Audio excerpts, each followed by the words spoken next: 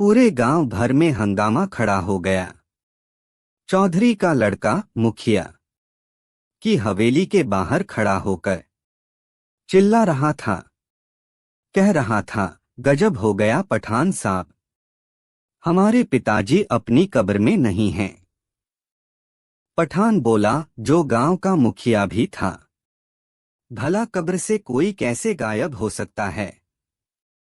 चारों ओर ढूंढा गया, आस पास के सब चोरों को पकड़ा गया, ऐसे लोग जो गड़बड़िए होते हैं उन्हें पकड़ा गया, लेकिन कुछ पता नहीं चला। तब चौधरी के लड़के ने कहा, कहीं यह हमारे पिताजी के संबंध की दूसरी गड़बड़ न हो। पठान बोला, दूसरी गड़बड़ क्या हो सकती है।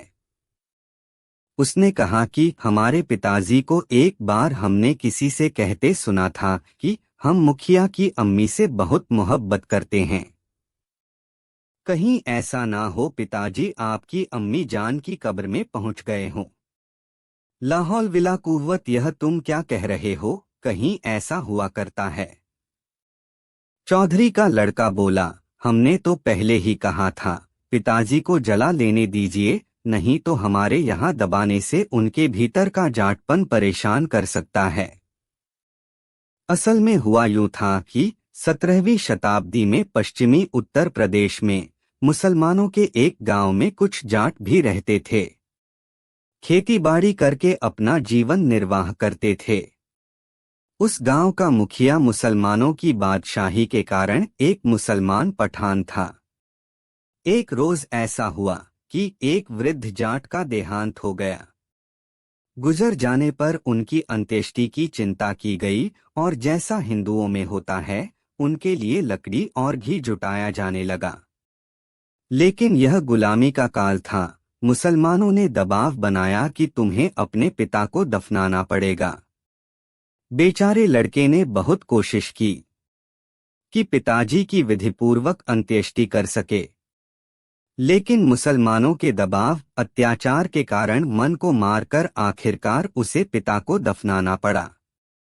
दफना कर घर आया, रात में बिस्तर पर पड़ा तो नींद नहीं आई। आधी रात तक करवट बदलता रहा, सोचता रहा पूज्य पिता को गति नहीं मिलेगी, मैंने बहुत बुरा किया। मजबूर होकर वही करना पड़ा जिसमें जीवन और परिवार सुरक्षित रहे। किंतु मन न माना। तब इस लड़के को एक तरकीब सूझी। उठकर नेत्र बंद कर पिता को स्मरण कर उनसे माफी मांगी, मानो उनसे साक्षात कहा कि हे पिता, आपको गति देने के लिए मुझे कुछ हीन शब्दों का प्रयोग करना पड़ेगा, किंतु हे पिता, राष्ट्र और संस्कृति की परंपराओं में ही आपका भी सम्मान है। मुझे क्षमा करना उन सब हीन शब्दों के लिए जो मुझे कूटनीति में उपयोग करने पड़ेंगे। आधी रात में ही चुपके से कब्रिस्तान में पहुंचा और अपने पिता की कब्र में से उनकी लाश निकालकर मुखिया की अम्मा की कब्र के पास दबा दी और पिता की कब्र को अच्छे से बंद कर दिया। अब जाकर मुखिया के घर के बाहर शोर मचा दिया, कहा कि मुझे रात सपना आया है कि मेरे पिताजी कब्र में नहीं हैं, इसलिए मैं कब्र को खोल कर देखना चाहता हूँ। सारे मुसलमान बोले, क्या जहालत की बातें करते हो, भला यह सपने क्या सच्चे हुआ करते हैं। भला ऐसा कभी हो सकता है कि दफन की गई लाश कब्र में ना हो। लेकिन लड़का रोने लगा। अपने साथ 10 और लोगों को लाया था, वह भी शोर मचाने लगे। मुसलमानों को लगा कि यह मूर्ख हिंदू अंधविश्वासी हैं, इसीलिए ऐसे अंधविश्वासियों को सत्य दिखाकर उनका मुंह चुप किया जा सकता है। उन्होंने कहा, चलो कब्र उखाड़ कर दिखा देते हैं कि चौधरी की लाश वहीं पर है। सभी जन कब्रिस्तान जा पहुंचे। कब्रिस्तान में पहुंचने पर कब्र की खुदाई की गई, लेकिन वहां लाश नहीं मिली। शोर मच गया, कहाँ गई लाश।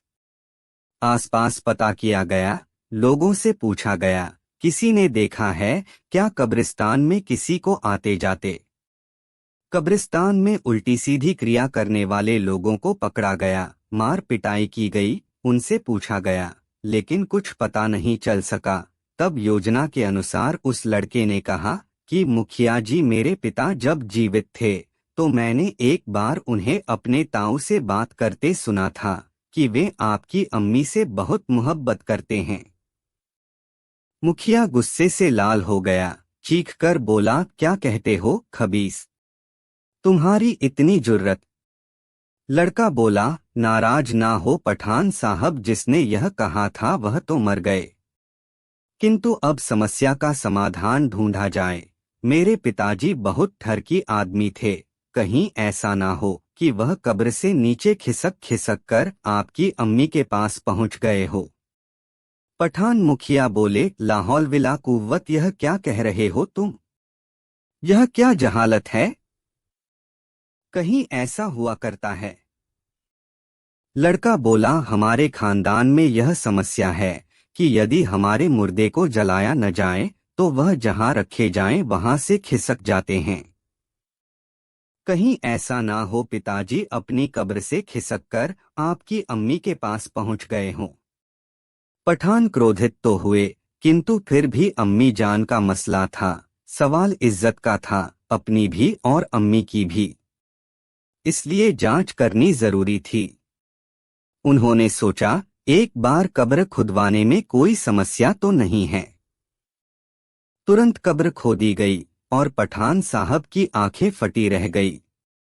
ठरकी बूढ़ा जाट वही अम्मी के साथ एक हाथ और एक पैर अम्मी जान के ऊपर रखे हुए पड़ा था। पठान साहब का तो मानो जिसमें रूह नहीं रही, चेहरा फक्क सफेद पड़ गया। या अल्लाह, यह क्या हो गया? उन्होंने तुरंत दिवंगत चौधरी के लड़के से कहा कि तुरंत यहाँ से अपने पिता को उठाओ और निकलो, इसे लेकर यहाँ से। हमारे किसी कब्रिस्तान के पास से भी मत गुजरना, हमारे हर कब्रिस्तान में औरतें दफन हैं। तुम्हारे बाप का कोई भरोसा नहीं, ले जाओ और जलाओ, चाहे जो करो, लेकिन हमारे किसी कब्रिस्तान में तुम्हारे पिता को कोई जगह नहीं मिलेगी।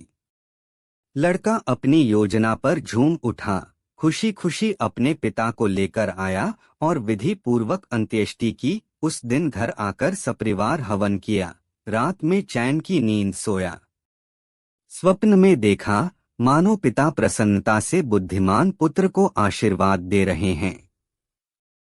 मित्रों, कहानी पसंद आई हो तो वीडियो को एक लाइक एक शेयर करके चैनल को सब्सक्राइब अवश्य करें, साथ ही घंटे के बटन को दबाएं। मिलते हैं आपसे अगली वीडियो में।